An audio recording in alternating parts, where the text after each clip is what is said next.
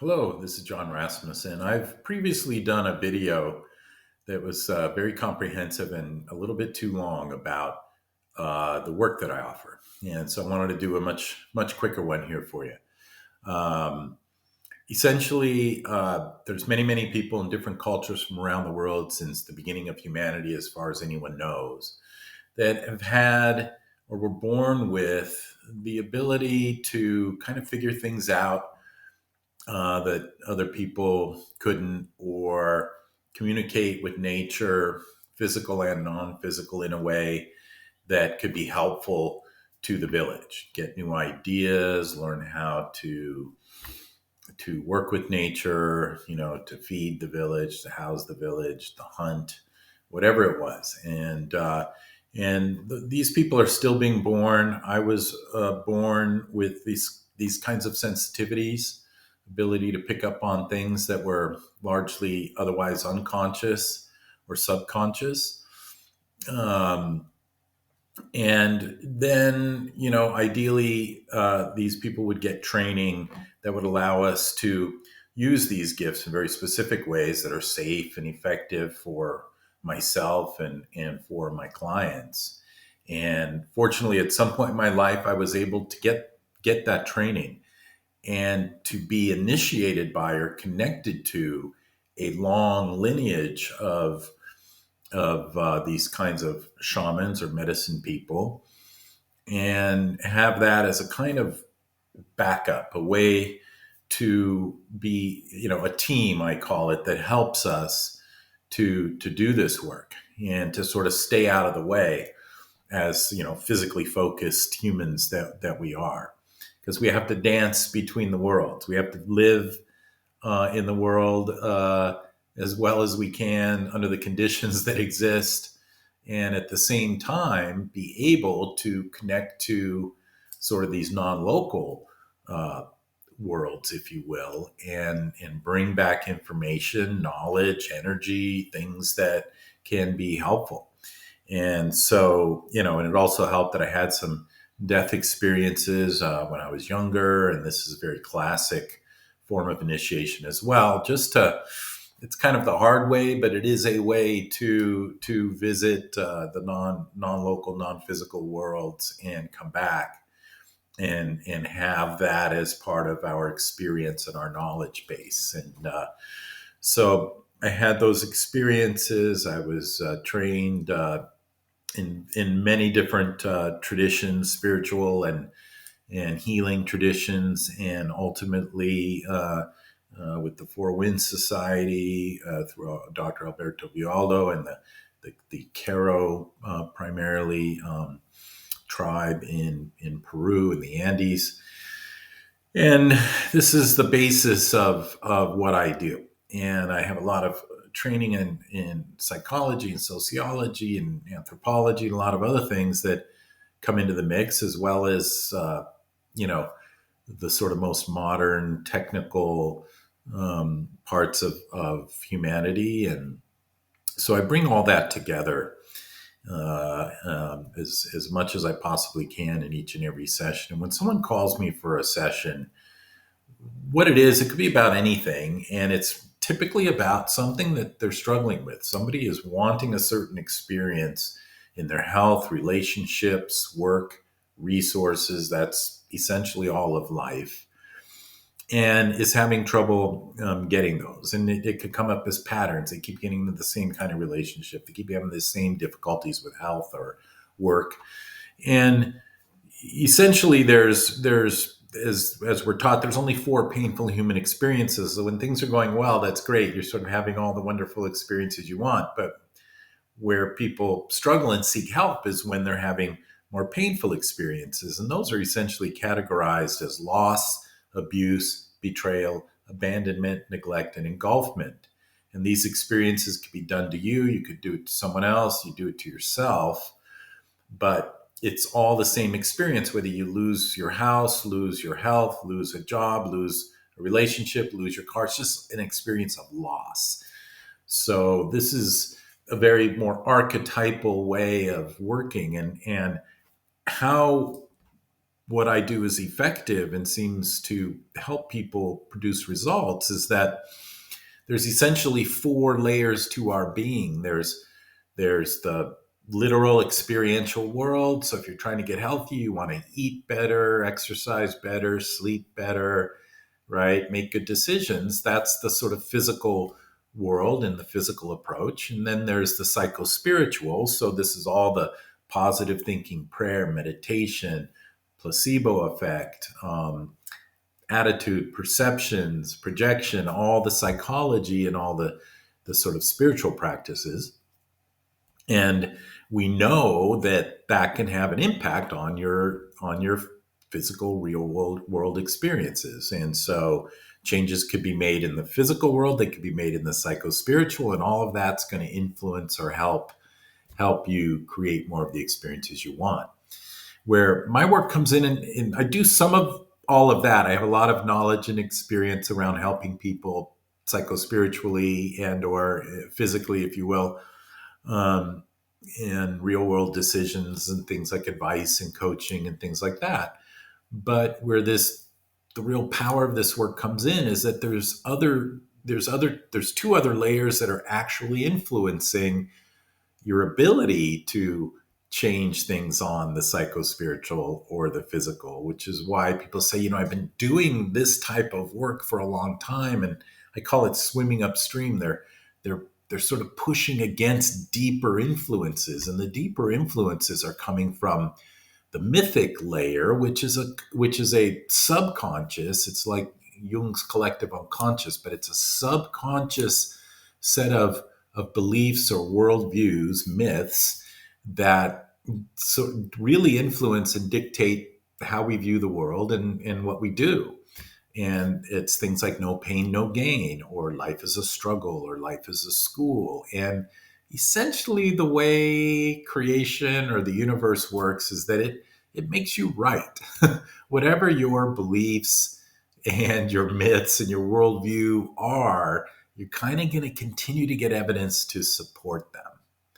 So everybody's right. The question is, what do you want to be right about? What would you prefer? And so we want to change these layers to match your preferred experience. And the best way to change the mythic layer is through ritual, ceremony, images, symbols, art, music, poetry, movement. It's not just thinking, meditating, positive thoughts, affirmations, NLP, natural, language. It's about doing something. So it's things like vision boards that you've heard of. It's fire ceremonies. It's drumming or rattling or listening to a good song or writing poetry. There's a lot of things that can be done, and many religions and many spiritual traditions have sort of set processes that help with that, and so that's a good thing. But in a lot of modern cultures, we've kind of forgotten about that. We've gone more towards just the head or the thinking process. So doing work on the mythic has been an important part of what we call the return of the feminine, the return of the powerful, sort of unfettered, ungovernable, untamable feminine, the emotional, the feeling base. Because it turns out that these bodies are super well equipped to get us through this theater, to manifest and create things by strong emotion. The emotion is the generator that generates the signal of your prayer or your goals or your vision, that then set up synchronistically and resonantly things that will happen, that will begin to manifest these experiences for you. So emotion is critical, body is critical, movement, the what we call the feminine is really important. And in terms of processing painful experiences, it's critical. When you get hurt, when you experience loss, abuse, betrayal, abandonment, neglect, or engulfment, which is like bondage, you want to emote, you want to cry, scream, yell, process it at a gut level where you feel like you want to curl and ball up and just cry. And what that does is it really processes those heavy energies at that level. and they are then released out of the bottom of your energy field, your energy body, into the earth through the first chakra, the perineum area, and it gets into the earth and it gets mulched, just like our food. We don't think about our food and process it that way. We put it in our gut, we burn it with acid, it's a combustion process, and then the ash that's left over from that goes out the base of our body when we go to the bathroom. And the earth is set up to take it for us and mulch it and turn it into fertilizer. And same thing energetically and emotionally. So becoming much more in tune with that, using that is a tremendously powerful and effective way to make positive changes in your life.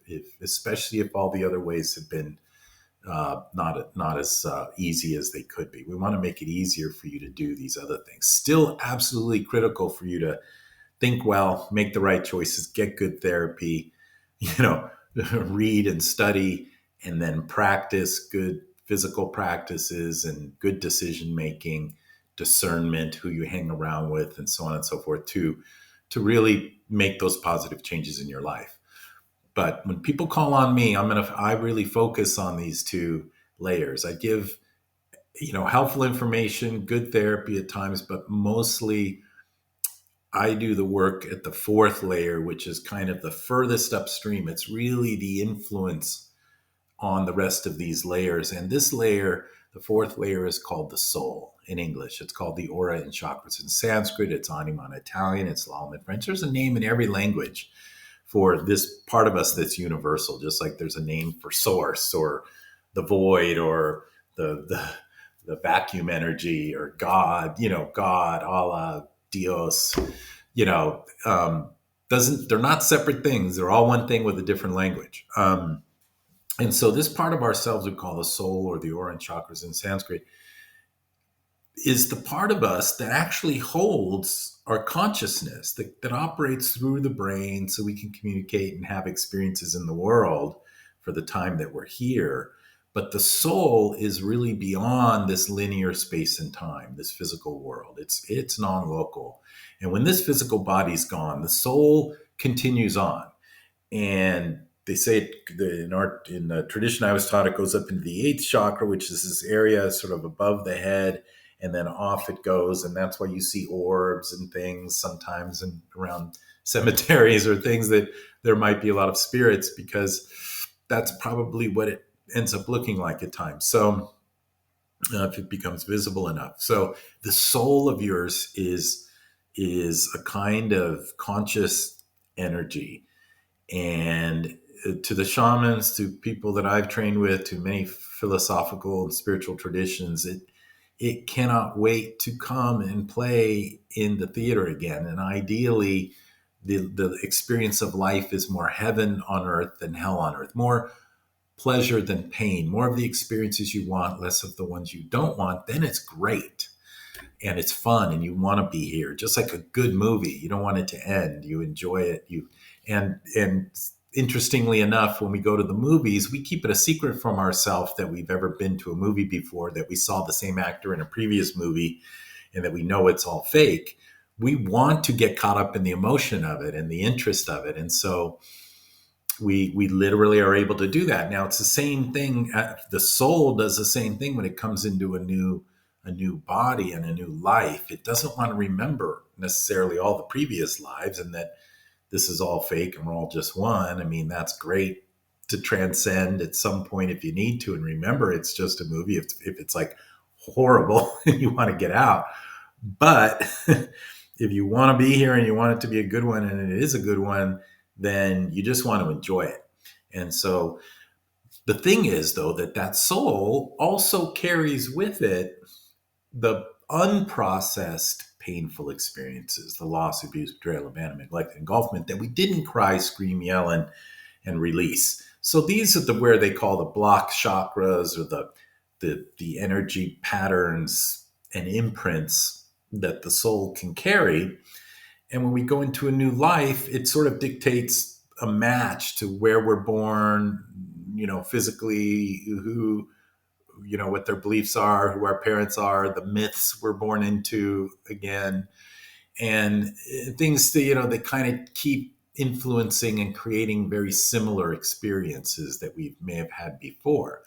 And that's why, if you want to change it, you really want to start at the level of the soul and change the patterns or release the heavy energies or imprints that hadn't been processed. And there's a lot of ways to do this. There's breath work, there's TP ceremonies with peyote, there's ayahuasca, there's Gestalt therapy. There's a lot of ways to try and process things that we know happened, or you know don't aren't even aware of that happened. With good therapy and stuff, we can dig in. That's a great way to do it.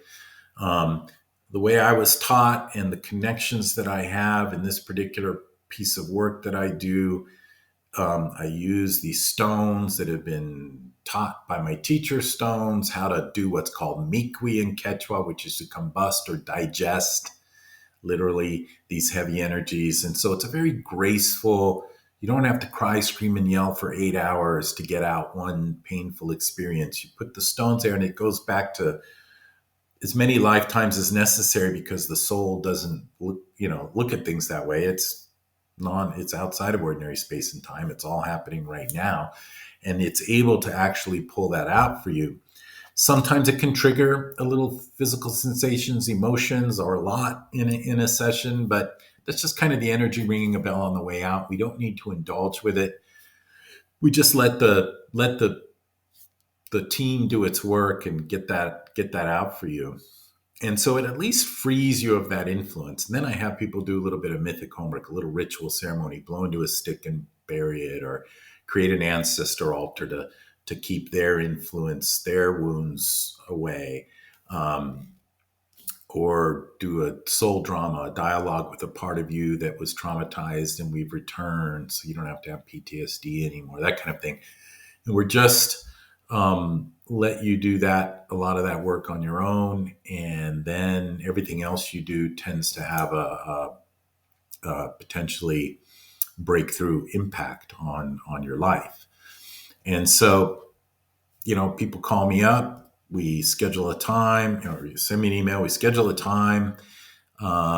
We talk about what's going on in your life. Sometimes I can help you clarify experientially what you want versus the form or thing you think you want that's going to get you that experience, so that we can not restrict ourselves or the universe from bringing us what we want in some mysterious way. And then I just go about, usually kind of to get out of talk mode and get into this non-local space, which is why we could do this over Zoom or phone or whatever, but I'll rattle. That's my way of turning on and off these, abilities, if you will, and the communication that's necessary to access this layer. And the work gets done. I'm more of the witness of it. Essentially, it doesn't require any other uh, form, or I should say help, or non-physical team than you're familiar with. So if you have a particular religion and you follow a certain spiritual tradition, we can absolutely ask them to do the work for us. So I'm more of the witness. I'm not a replacement for anything. It's just, this is just a very efficient way to get this work done. Like, there's different ways to do surgery. This is just like, I'm a surgeon that uses a particular set of tools, but basically we don't need to upend anything going on in your belief systems, your religions, your choices of how to live, and why we just access that in the most powerful way we can to keep you from getting in the way of your own prayers to whoever it is you pray to, basically. And so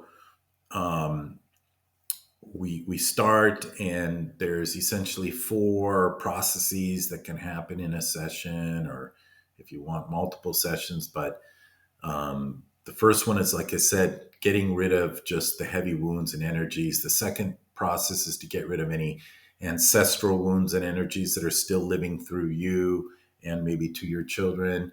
So we free you of that, heal the lineage of those wounds. We remove any influences from cords, curses, entities, anything non-physical that is attempting to influence you, for better or for worse, or for maliciously or unconsciously or otherwise. It's not that important. It's just important, if you're going to be influenced, you want it to be something that actually helps you, not hinders you. So we would clear any of that. Then we do what's called soul retrieval, which is just a really powerful way to look at traumas and parts where we've disassociated. We've convinced ourselves that the world's not safe because we were a victim, a perpetrator, or a rescuer to a particular traumatic experience. Yes, it hurt. Yes, it happened. But we change your perception of it such that it happened, and now I'm still free and in my power to be the creator of my own experience, regardless of what happened to me, and continue to live in this lifetime as a whole, healed, courageous creator rather than a victim, perpetrator, or rescuer. So that's a very powerful process. And oftentimes a power animal will show up that represents characteristics and instincts that can help remind you not to go into that way of thinking again.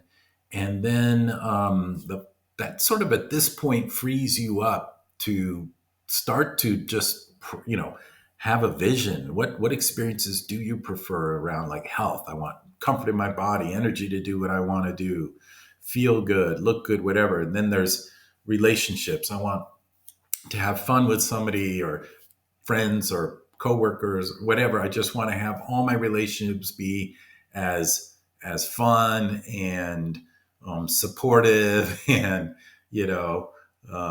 loving and laughter, whatever it is you prefer to be having. For example, these are just examples. And then there's health, relationships, work. I want to be able to give my gifts to the world and have them received, and do that in a sustainable way for as long as I can. If I'm an engineer, an accountant, an artist, a doctor, or, anything, it doesn't matter what you do. In fact, a lot of people that have these gifts that do healing work aren't necessarily walking around with robes and stuff. We could have regular jobs and do this on the side. It's not what you do, it's who you are, let's just say. But anyway, as far as work goes, experientially, wouldn't it be nice if I could do these things that I really love to do, and essentially make a living doing them, right?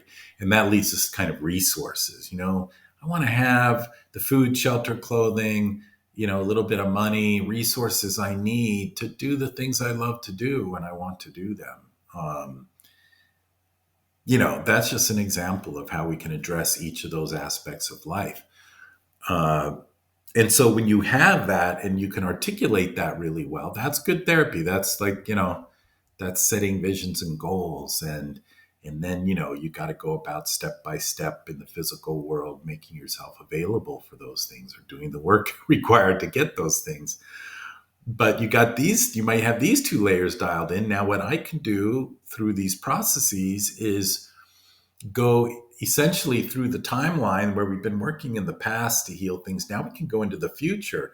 And of all your possible futures, because you're kind of free to make any choice you want at any given moment, the most probable future is kind of going to line up with your past. And if we've now freed the past to be fluid and loose and not rigid and not influenced, your energy body is now pretty free, and maybe your mind and your beliefs and your mythic layers are freer. You kind of want to point in a certain direction. We can go and bring patterns back into your soul or your energy body that help to influence you from there. And then you create a vision board, for example, something that looks and feels like, or a poem or a song that looks and feels like this more ideal set of experiences. So there's a lot of ways to do this. Like I said, there's journeys you can do on your own for this. I have things online for the destiny retrieval journey, for example. Usually when I do it with people, I do this called left eye to left eye tracking, because we can track in a person's future of their soul that way. And so It all sounds kind of strange, but I'm still doing it because people tell other people because they've been getting results, and I'm very results oriented. I was an engineer and I am a scientist. Like I believe in reality more than anything, and the importance of it. And shamans, by nature, true shamanism is very practical and pragmatic in that way, and that's why I resonated so well with these teachings and these methods. Um, but basically, there's a lot of ways to do it. It's very flexible. There's no right or wrong way to do it. Like I said, it doesn't matter religion. I can work within any religion. I could show up in the middle of a boardroom of a huge corporation and I don't have to do anything weird. I can do all this in a way that looks and feels comfortable to people. I've had skeptics show up and say, I don't know if I believe any of this. And then I go, yeah, I don't, same, but let's try it and see what happens. And then by the time because I get a lot of information like seeing a movie in my head when I'm doing this as the witness, so I can tell people a lot of stuff that's really insightful oftentimes and kind of blows our minds in terms of what comes out. And so it's not uncommon for even the most skeptical people that I've ever approached that have been willing to continue to sit in front of me because I don't care. Like, if you don't want to do this, don't.